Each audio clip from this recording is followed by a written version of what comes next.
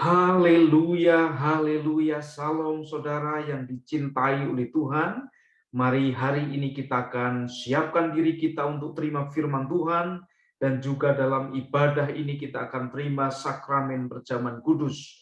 Siapkan diri sungguh-sungguh supaya apa yang terjadi saat ini benar-benar berdampak rohani bagi kehidupan saudara semua.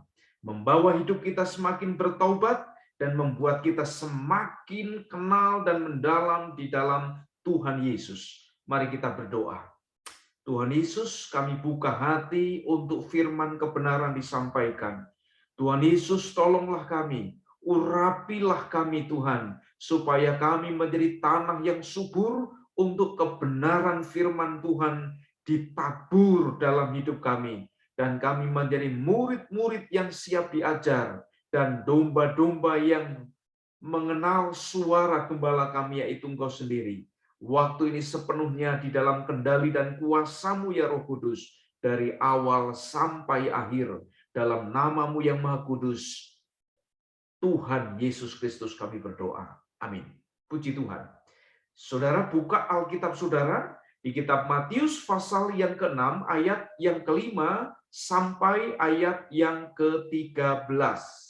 Hari ini firman Tuhan akan mengajar kita, akan berbicara kepada setiap kita tentang sesuatu yang praktis, tentang sesuatu yang adalah wajib kita lakukan dari hari ke hari. Apa itu? Yaitu tentang doa. Sudah berulang kali kita mendengar firman tentang doa, khotbah-khotbah tentang doa. Tetapi doa memang sesuatu yang sangat penting. Sehingga pada malam ketika Tuhan Yesus mau diserahkan, Tuhan Yesus menegaskan kepada murid-muridnya supaya mereka berjaga-jaga dan berdoa supaya mereka tidak jatuh di dalam pencobaan. Roh memang penurut, tapi daging lemah, saudara. Penting sekali doa bagi saudara dan saya. Mari baca Alkitabnya di dalam Matius pasal yang ke-6 ayat 5 sampai ayat yang ke-13 bersama-sama dengan saya. 2, 3. Dan apabila kamu berdoa, janganlah berdoa seperti orang munafik. Mereka suka mengucapkan doanya dengan berdiri dalam rumah-rumah ibadat dan pada tikungan-tikungan jalan raya supaya mereka dilihat orang. Aku berkata kepadamu, sesungguhnya mereka sudah mendapat upahnya. Tetapi jika engkau berdoa, masuklah ke dalam kamarmu, tutuplah pintu dan berdoalah kepada Bapamu yang ada di tempat tersembunyi. Maka Bapamu yang melihat yang tersembunyi akan membalasnya kepadamu. Lagi pula, dalam doamu itu janganlah kamu bertele-tele seperti kebiasaan orang yang tidak mengenal Allah. Mereka menyangka bahwa karena banyaknya kata-kata doanya akan dikabulkan. Jadi janganlah kamu seperti mereka, karena Bapamu mengetahui apa yang kamu perlukan sebelum kamu meminta kepadanya. Karena itu berdoalah demikian. Bapa kami yang di surga, dikuduskanlah namamu. Datanglah kerajaanmu, jadilah kehendakmu di bumi seperti di surga. Berikanlah kami pada hari ini makanan kami yang secukupnya, dan ampunilah kami akan kesalahan kami, seperti kami juga mengampuni orang yang bersalah kepada kami. Dan janganlah membawa kami ke dalam pencobaan, tetapi lepaskanlah kami daripada yang jahat. Karena engkaulah yang mempunyai kerajaan dan kuasa dan kemuliaan sampai selama-lamanya. Amin. Puji Tuhan. Hari ini kita akan mendengar firman yang mengatakan doa. Titik 2, hubungan dengan Tuhan jauh lebih penting dari kata-kata. Saya mau ajukan pertanyaan kepada saudara, apakah doa itu susah atau gampang? Doa itu susah atau gampang? Jawab. Gampang. Gampang atau susah? Susah atau gampang? Lalu pertanyaan yang kedua, apakah doa itu penting?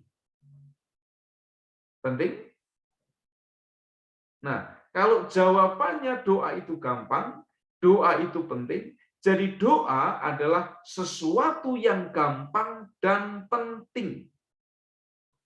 Tapi apakah saya dan saudara sudah benar-benar menikmati doa?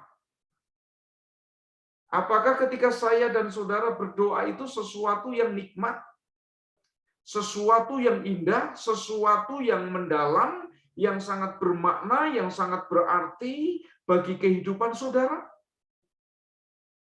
Jika tidak, ada yang salah dalam hubungan kita dengan Tuhan. Jadi doa adalah sesuatu yang gampang dan penting. Tetapi banyak orang menganggap doa sebagai sesuatu yang beban, sebagai sesuatu yang susah, menjadi beban bagi dirinya kalau diingatkan untuk berdoa. Nah, karena doa ada sesuatu yang gampang dan penting, karena melalui doa hidup saya dan saudara akan kuat, melalui doa hubungan kita dengan Tuhan makin mendalam dan makin akrab, maka ada sesuatu yang penting yang Tuhan Yesus ajarkan kepada kita di ayat-ayat ini, bagaimana sebelum saya dan saudara berdoa. Sebelum saya dan saudara berdoa, ada persiapan doa. Harus dilakukan, harus clear, harus tuntas tentang persiapan doa. Ada 3 perkara tentang persiapan doa. Yang pertama, ayat 5 mengatakan apa? Dan apabila kamu berdoa, janganlah berdoa seperti orang munafik. Dari persiapan doa yang pertama, jangan berdoa seperti orang munafik. Saudara tahu munafik? Tahu munafik?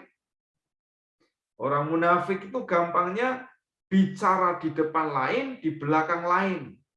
Di luar lain, di dalam lain. Itu orang yang munafik. Digambarkan oleh Tuhan Yesus, orang-orang yang munafik ini kalau berdoa, tujuannya hanya untuk supaya dianggap rohani, dianggap pandai berdoa oleh orang-orang yang di sekitarnya. Doa menjadi sarana ajang pamer. Dan biasanya ini dilakukan oleh orang-orang agamawi, saudara. Itu yang pertama. Ya, jadi doa itu dikatakan jangan seperti orang munafik yang berdoa di pinggir jalan supaya dilihat orang. Mereka sudah mendapatkan upahnya, yaitu dilihat orang. Tapi Tuhan Yesus mengatakan kalau kamu berdoa, masuklah ke dalam kamar, tutuplah pintu. Di rumah-rumah orang Yahudi, dalam rumah itu hanya ada 1 kamar, yaitu kamar tidur. Kamar tidur bicara tentang sesuatu yang private, sesuatu yang sangat pribadi. Jadi doa itu sesuatu yang sangat pribadi, sesuatu yang sangat rahasia. Bahkan beberapa waktu yang lalu saya menyebutkan doa adalah sesuatu yang disebut sebagai ibadah yang tersembunyi. Lalu bagaimana tentang kalau kita berdoa syafaat, berdoa bersama-sama, ketika kemudian di dalam doa malam atau dalam ibadah, doa syafaat yang dilihat orang, apakah tidak boleh? Boleh. Namun, jika saya dan saudara hanya berdoa ketika bersama-sama, berdoa ketika dengan orang lain, tetapi kita tidak memiliki hubungan pribadi dalam doa pribadi yang private, yang rahasia, yang tersendiri, yang intim dengan Tuhan di dalam rumah kita, dalam kehidupan kita, maka sesungguhnya doa itu adalah doa yang munafik. Mau berdoa di depan orang, tetapi dia tidak memiliki kehidupan doa secara pribadi di dalam rumahnya. Ini yang disebut munafik. Lalu yang kedua, persiapan doa apa? Persiapan doa itu yang kedua adalah kalau doa jangan bertele-tele. Jangan bolak-balik putar-putar kata. Bertele-tele artinya mengatakan sesuatu yang berulang-ulang, ya, dengan harapan dia pikir dengan banyaknya kata-kata, dengan indahnya kata-kata, kemudian doanya akan dikabulkan. Salah. Hubungan dengan Tuhan jauh lebih penting dari kata-kata, saudara. Perhatikan baik. Hubungan pribadi kita dengan Tuhan itu jauh lebih penting dari kata-kata kita. Saya banyak mendapati orang-orang yang sesungguhnya jauh dengan Tuhan, orang-orang yang hidupnya dalam gelap, meskipun ngakunya orang percaya, ngakunya orang Kristen, pengikut Yesus, tapi hidupnya dalam gelap, hidupnya dalam dosa. Kalau ketemu orang yang sesama Kristen, biasanya banyak bicara hal-hal yang rohani. Biasanya suka sekali bicara hal-hal sedikit-sedikit rohani. Sekali lagi, kata-kata saya dan saudara tidak penting kalau kita tidak memiliki hubungan pribadi dengan Tuhan. Maka di dalam bahasa Jawa ada orang tua mengatakan sekarang ini ada banyak jopo tapi longkotopo. Artinya apa? Ada banyak orang bisa berdoa, tetapi sesungguhnya dia tidak memiliki topo. Topo itu apa? Hubungan pribadi dengan Tuhan, tirakat. Kalau orang-orang zaman dulu hanya ngomong dalam nama Yesus, setan ngepret. Kenapa? Karena mereka tidak banyak berkata-kata, tetapi mereka banyak berpuasa. Jadi yang kedua, persiapan doa. Jangan ketika kita berdoa bertele-tele. Tekankan hubungan pribadi dengan Tuhan, bukan kata-katanya.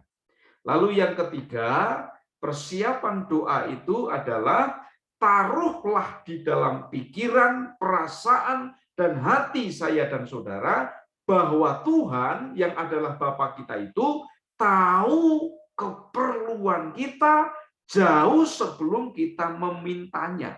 Lihat ayat yang ke-8. Jadi janganlah kamu seperti mereka, karena Bapamu mengetahui apa yang kamu perlukan sebelum kamu meminta kepadanya. Ini taruhlah ada di dalam pikiran, ada di dalam perasaan hati kita, bahwa Bapa kita itu tahu apa yang saudara butuhkan, apa yang saudara perlukan. Sebelum kata-kata muncul dalam pikiran dan hati kita yang keluar dari mulut kita, Tuhan yang adalah Bapa kita itu tahu keperluan kita. Catat baik-baik, tekankan, tanamkan ini dalam diri kita. Nah, kalau tiga hal ini sudah beres dalam diri kita, yaitu kita tidak berdoa seperti orang munafik, doa kita tidak menekankan kata-kata, tapi hubungan tidak bertele-tele dalam kata-kata, dan benar-benar percaya tahu menaruh dalam pikiran hati perasaan bahwa Bapa mengetahui apa yang kita perlukan jauh sebelum kita memintanya. Kalau ini beres dalam diri kita, maka kita sudah bisa melanjutkan dengan yang namanya berdoa. Maka Tuhan Yesus kemudian melanjutkan. Setelah Tuhan mengajarkan 3 persiapan tentang doa, lalu Tuhan Yesus mengajarkan tentang bagaimana urutan dalam doa. Lalu urutan dalam doanya apa? Baca bersama di ayat yang ke-9 dan 10. Karena itu berdoalah demikian. Bapa kami yang di surga, dikuduskanlah namamu, datanglah kerajaanmu, jadilah kehendakmu di bumi ini seperti di surga. Ada 4 kalimat yang diajarkan. Bapa kami yang di surga, itu kata yang pertama, atau kalimat yang pertama, bahwa Allah yang kita sembah itu sebagai Bapa. 4 hal ini disebut dengan credo atau pengakuan iman. Jadi Tuhan Yesus mengajarkan kepada kita urutan doa itu, yang pertama ada pengakuan iman.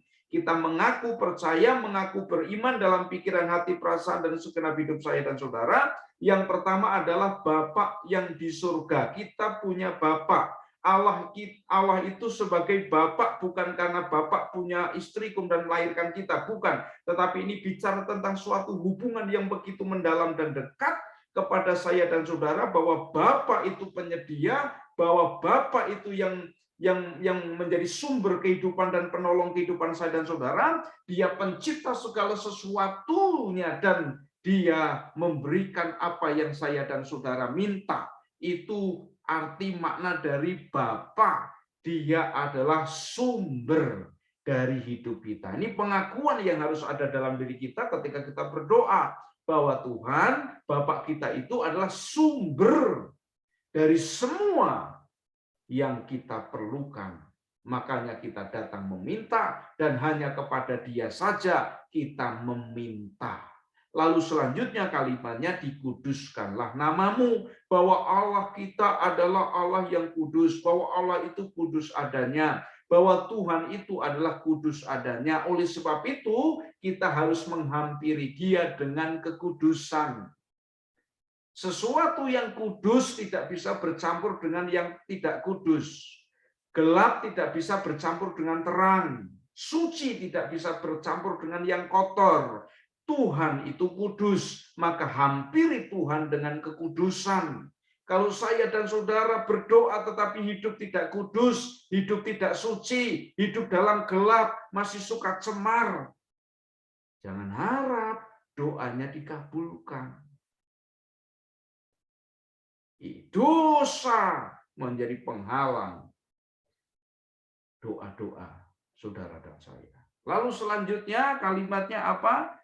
Datanglah kerajaanmu, jadilah kehendakmu.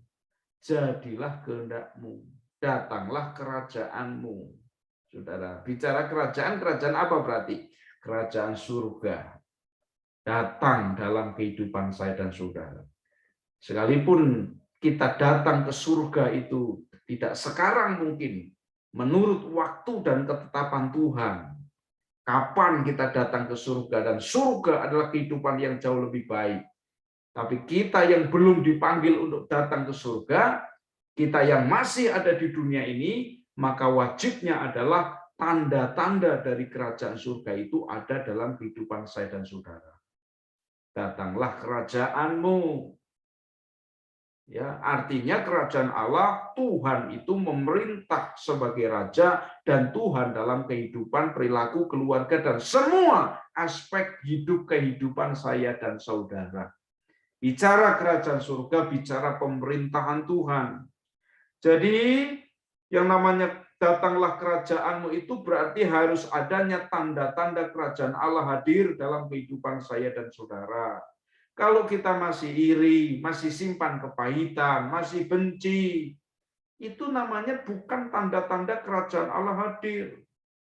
Kalau kita masih suka caci maki, kita masih suka ngerasani, kita masih suka hal-hal yang cemar, hal-hal yang buruk yang menduka citakan Roh Kudus, itu namanya tanda-tanda kerajaan surga belum ada.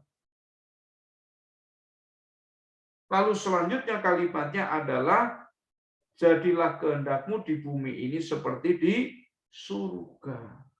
Haleluya, saudara. Jadi 4 kalimat ini, Bapa yang di surga, dikuduskan namamu, datang kerajaanmu, jadilah kehendakmu di bumi ini seperti di surga. Ini adalah pengakuan iman atau credo. Sebagai urutan yang pertama ketika saya dan saudara berdoa. Lalu selanjutnya setelah ada credo, maka Tuhan Yesus melanjutkan dengan bagaimana Dia mengajarkan dalam doa itu. Yang pertama, meminta. Apa yang diminta? Ayat yang ke-11, berikanlah kami pada hari ini makanan kami yang secukupnya. Jadi yang selanjutnya setelah ada credo pengakuan iman adalah meminta kebutuhan kita hari ini. Ya, meminta kebutuhan kita hari ini. Kalau meminta kebutuhan kita hari ini, kira-kira saudara pikirkan, doa ini diucapkan pada awal hari, tengah hari, atau tutup hari? Kalau kalimatnya, berikanlah pada hari ini makanan kami yang secukupnya. Kalimat permintaan ini kira-kira diucapkan dalam doa awal hari, tengah hari, atau tutup hari? Awal hari. Awal hari. Saudara. Nah, kapan awal hari saudara? Jam berapa awal hari saudara? Jam 7? Jam 9? Atau jam berapa? Jam 5 pagi? Jam 4 pagi? Dalam tradisi Yahudi, Bapak Ibu Saudara, dalam konteks ketika Tuhan Yesus membicarakan awal hari semacam ini adalah yang disebut sebagai awal hari oleh orang-orang Yahudi itu adalah pada waktu matahari terbenam. Jadi awal hari dimulai pada waktu matahari terbenam. Ya, pada waktu apa? Matahari terbenam. Jadi pada waktu itu kita meminta kebutuhan kita hari ini. Gampangannya Tuhan, berkatilah kami hari ini. Setelah itu kami akan tidur. Contohnya saudaraku, di dalam perjalanan orang Israel ketika dari tanah Mesir menuju ke tanah Kanaan. Apa yang Tuhan lakukan Bapak Ibu Saudara? Yang Tuhan lakukan adalah Tuhan membuat mereka orang Israel pagi-pagi benar. Mereka memungut mana yang Tuhan sediakan. Dan mereka tidak boleh memungut setelah matahari terbit, sebab ketika matahari terbit, mana-mana itu akan menjadi belatung, akan menjadi ulat-ulat dan meleleh, hilang. Jadi mereka harus bangun begitu pagi-pagi, lalu dengan cepat mereka memungut mana-mana itu, saudara. Pada pagi hari mereka memungut mana. Tetapi siapa yang menyiapkan? Kapan yang Tuhan menyiapkan? Yang menyiapkan mana itu Tuhan. Dan kapan Tuhan menyiapkannya? Yaitu pada waktu mereka tertidur. Jadi sebelum mereka tidur, mereka meminta, berikanlah pada hari ini makanan kami yang secukupnya. Lalu mereka tidur, bangun pagi-pagi Tuhan, mereka mengerjakan apa yang mereka bisa kerjakan. Pada waktu mereka tidur, Tuhan menyiapkan apa yang menjadi kebutuhannya. Dari hal ini, Bapak Ibu Saudara, kita mempelajari ada bagian yang penting, yaitu dua hal yang penting. Pertama, apa yang menjadi bagian kita kerjakan, apa yang menjadi bagian Tuhan kerjakan. Bagi orang Israel, bagian mereka adalah bangun pagi-pagi kemudian memungut mana. Bagian Tuhan adalah ketika mereka tidur, mereka diberkati. Tuhan memberkati. Haleluya. Maka seperti di kitab Mazmur 127 ayat yang kedua, sia-sialah kamu bangun pagi-pagi, ya, karena Tuhan memberkati orang yang dicintainya pada waktu tidur. Oleh sebab itu, saudara, waktunya tidur, tidur. Jangan tidak tidur. Amin. Lalu selanjutnya, saudaraku, apa yang kemudian diminta diajarkan Tuhan Yesus, dan ampunilah kami akan kesalahan kami seperti kami juga mengampuni orang yang bersalah kepada kami. Jadi yang selanjutnya adalah meminta pengampunan untuk hari yang sudah berlalu. Kalau meminta kebutuhan itu adalah kebutuhan hari ini, yang selanjutnya meminta pengampunan untuk hari yang sudah lewat. Jadi bahasa sederhananya di sini kita memintanya dengan begini, Tuhan, bereskanlah masalah dalam hatiku, pikiranku, hidupku, karena saya sebentar lagi akan tidur. Ya, jadi sebelum saudara dan saya tidur, bereskan masalah-masalah di dalam pikiran, hati, perasaan. Kalau ada kesalahan-kesalahan, terluka, kecewa, tersakiti, bereskan, minta ampun dan mengampuni, saudaraku. Di sini dikatakan apa? Di sini dikatakan ampunilah kami akan kesalahan kami seperti kami juga mengampuni orang yang bersalah kepada kami. Jadi sama halnya Bapak Ibu Saudara, di sini kita diajarkan kalau saya dan saudara tidak mengampuni orang lain, kita sedang meminta kepada Tuhan untuk tidak diampuni dosa-dosanya. Saudara mau diampuni dosa-dosanya? Mau diampuni kesalahannya? Jika mau diampuni, maka ampuni orang yang bersalah kepada kita. Karena ini berbanding lurus kalau kita mengampuni dua orang yang menyakiti bersalah kepada kita, maka kita diampuni juga dua. Untuk masalah-masalah masa lalu sebelum kita, saudara dan saya percaya kepada Tuhan Yesus di masa yang lalu sebelum kita bertobat, dosa-dosa kita sudah ditebus, lunas dibayar oleh Tuhan Yesus sehingga kita menjadi anak-anak Allah, ahli waris kerajaan surga. Tapi sementara saya dan saudara hidup hari lepas hari, kita berjumpa dengan banyak masalah, kita berjumpa dengan banyak orang lain, di sanalah kita disakiti dan juga bisa juga menyakiti. Oleh sebab itu, saudaraku, hukumnya adalah di sini. Kalau saudara mau mengampuni, maka saudara akan diampuni. Tapi kalau saudara tidak mau mengampuni orang lain yang bersalah kepada saudara, maka saudara sedang meminta untuk tidak diampuni oleh Tuhan. Oleh sebab itu, jangan tunda-tunda. Hei kamu yang saat ini masih menyimpan kebencian, ya kamu yang masih menyimpan sakit hati, ampuni orang yang menyakiti dan yang melukai. Saudara akan dibebaskan dari kesakitan dan rasa kecewa, dan saudara akan diampuni. Amin, saudara.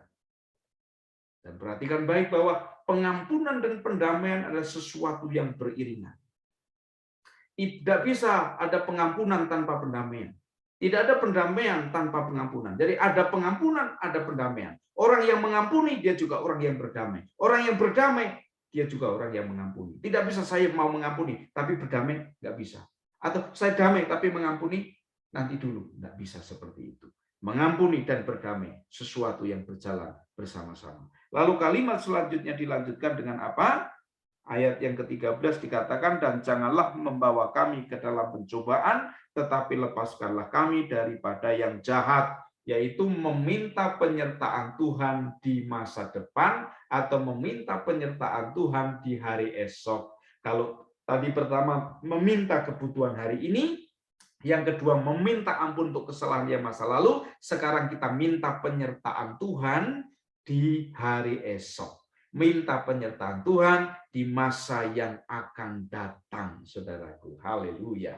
Puji Tuhan. Kita butuh penyertaan Tuhan. Ada banyak pencobaan. Ada banyak hal yang jahat yang bisa menghadang, mengganggu, mengacaukan hidup saya dan saudara. Oleh sebab itu, dalam doa ini Tuhan Yesus mengajari supaya kita minta penyertaannya, supaya kuasa penyertaannya, saudaraku, menghalau yang jahat, dan menghancurkan pencobaan dari kehidupan saya dan saudara, sebab roh saudara dan saya itu penurut, tapi daging kita lemah.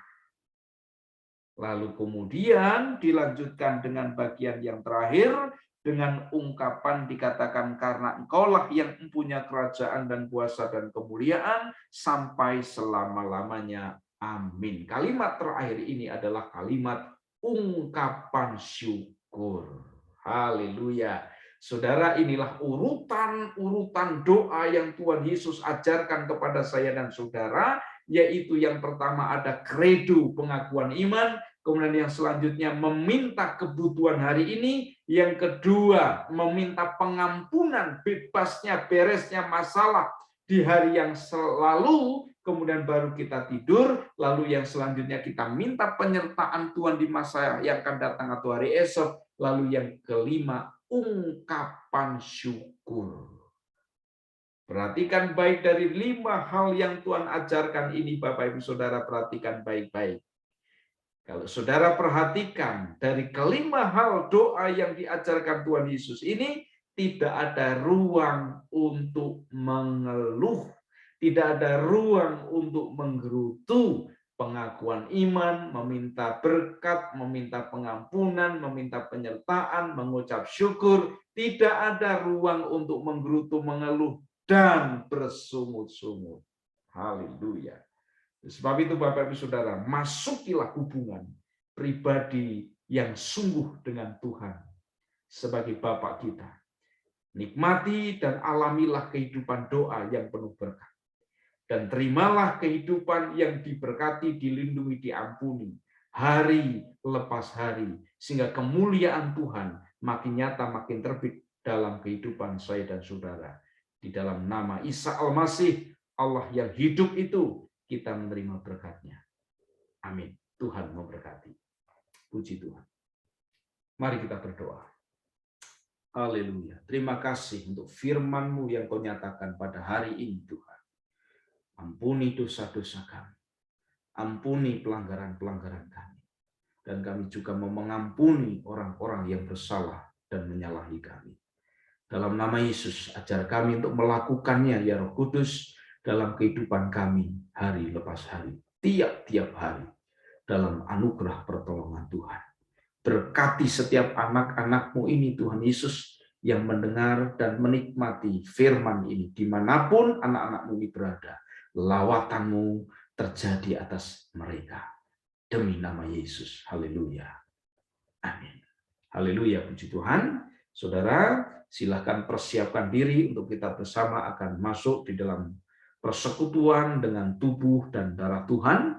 Silakan saudara bisa mengambil roti dan anggur kalau ada anggur. Kalau tidak ada anggur, silakan saudara bisa memakai hal yang lain yang bisa mewakili sebagai anggur. Puji Tuhan. Saya akan bacakan firman Tuhan sebagai persiapan pribadi dari saudara untuk menerima perjamuan suci. Ingat, perjamuan suci inilah perjamuan yang disebut sebagai sakramen, sesuatu yang kudus, sesuatu yang sakral. Oleh sebab itu kita harus lakukannya dengan sungguh-sungguh dan dengan kerendahan hati di hadapan Tuhan. Firman Tuhan mengatakan demikian. Sebab apa yang telah kuteruskan kepadamu, telah kuterima dari Tuhan, yaitu bahwa Tuhan Yesus pada malam waktu ia diserahkan, mengambil roti dan sesudah itu ia mengucap syukur atasnya, ia memecah-mecahkannya dan berkata, inilah tubuhku yang diserahkan bagi kamu, perbuatlah ini menjadi peringatan akan aku. Demikian juga ia mengambil cawan sesudah makan lalu berkata, cawan ini adalah perjanjian baru yang dimeteraikan oleh darahku. Perbuatlah ini setiap kali kamu meminumnya menjadi peringatan akan aku. Sebab setiap kali kamu makan roti ini dan minum cawan ini, kamu memberitakan kematian Tuhan sampai ia datang. Jadi, barang siapa dengan cara yang tidak layak makan roti atau minum cawan Tuhan, ia berdosa terhadap tubuh dan darah Tuhan. Karena itu, hendaklah tiap-tiap orang menguji dirinya sendiri dan baru sesudah itu ia makan roti dan minum cawan itu. Karena barang siapa makan dan minum tanpa mengakui tubuh Tuhan, ia mendatangkan hukuman atas dirinya. Puji Tuhan. Mari kita akan koreksi diri dan berdoa secara pribadi untuk menyiapkan diri dalam persekutuan dalam perjamuan kudus ini. Haleluya. Koramasikana lamata karapasikana. Inana karamasikana lamarapatakayama. Inilah kami Tuhan. Inilah saya dalam keberadaan saya. Engkau yang mengetahui segala sesuatu dalam diri saya. Tuhan ampuni segala dosa pelanggaran hidup saya. Sucikan, kuduskan tubuh saya, jiwa, pikiran, perasaan saya, dan roh saya. Basuhlah dengan darah-Mu, sehingga saya layak untuk bersekutu dengan tubuh dan darah-Mu. Terima kasih Tuhan. Haleluya, puji Tuhan. Haleluya. Haleluya. Silakan saudara, angkatlah roti. Haleluya. Angkatlah roti di tangan kanan saudara. Haleluya. Haleluya. Mari kita berdoa. Tuhan, kami bersyukur untuk roti yang atasnya kami mengucap syukur. Kami percaya di dalam nama-Mu Tuhan Yesus, bahwa roti ini adalah tubuh-Mu yang dipecah-pecahkan bagi kami. Supaya kami mendapat hidup yang kekal. Supaya kami bebas dari belenggu-belenggu kuasa kegelapan. Supaya tubuh kami sembuh dari sakit penyakit, supaya roh jiwa hidup kami sembuh dari segala macam bentuk virus-virus dosa dalam kehidupan kami. Oleh bilur-bilur-Mu kami menjadi sembuh. Haleluya, puji Tuhan. Dan kami mengakui dengan iman percaya bahwa tubuh-Mu benar-benar makanan. Kami siapkan diri untuk bersekutu dengan tubuh-Mu ini Tuhan. Saudara, apakah saudara percaya roti yang atasnya kita mengucap syukur ini adalah tubuh Tuhan Yesus? Amin. Mari kita makan dengan percaya dalam nama Tuhan Yesus Kristus.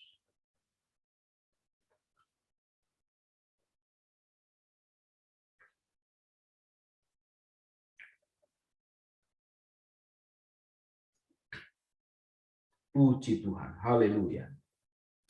Haleluya. Mari kita angkat cawan kita dan kita berdoa. Kami bersyukur Tuhan untuk atas cawan yang atasnya kami bersyukur.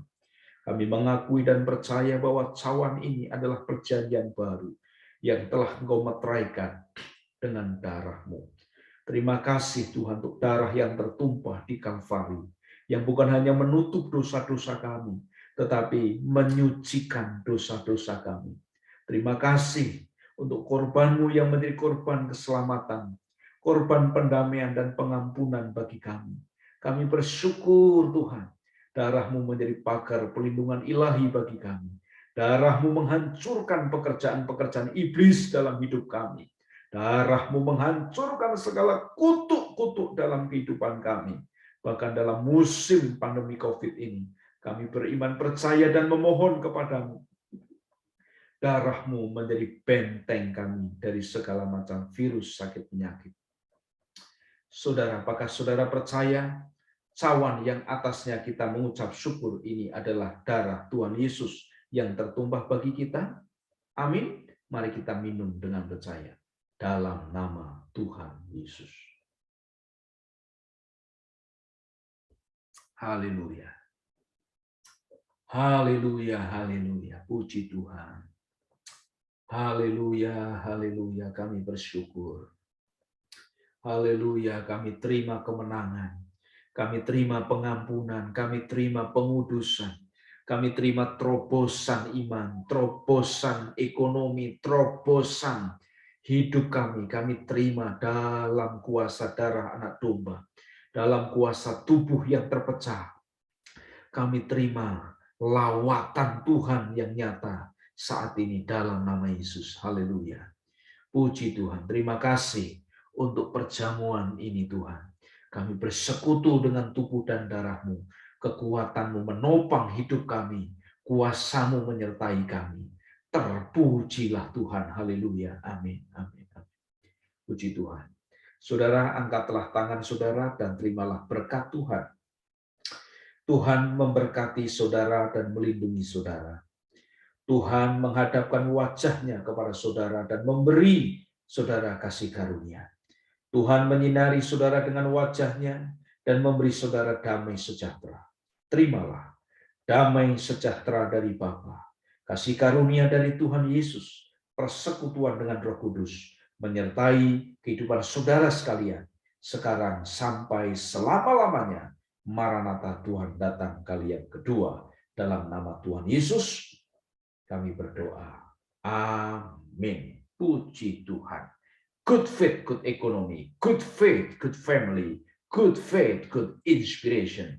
Yes, yes, yes. Wow. Tuhan Yesus memberkati. Dan jangan lupa, jadikanlah dan tunaikanlah tugas panggilan saudara dan saya sebagai orang percaya menjadi saksi Kristus di dunia ini. Beritakanlah Injil melalui perilaku kehidupan kita dan melalui ucapan-ucapan hidup saya dan saudara. Tuhan menyertai setiap saudara dan saya. Amin.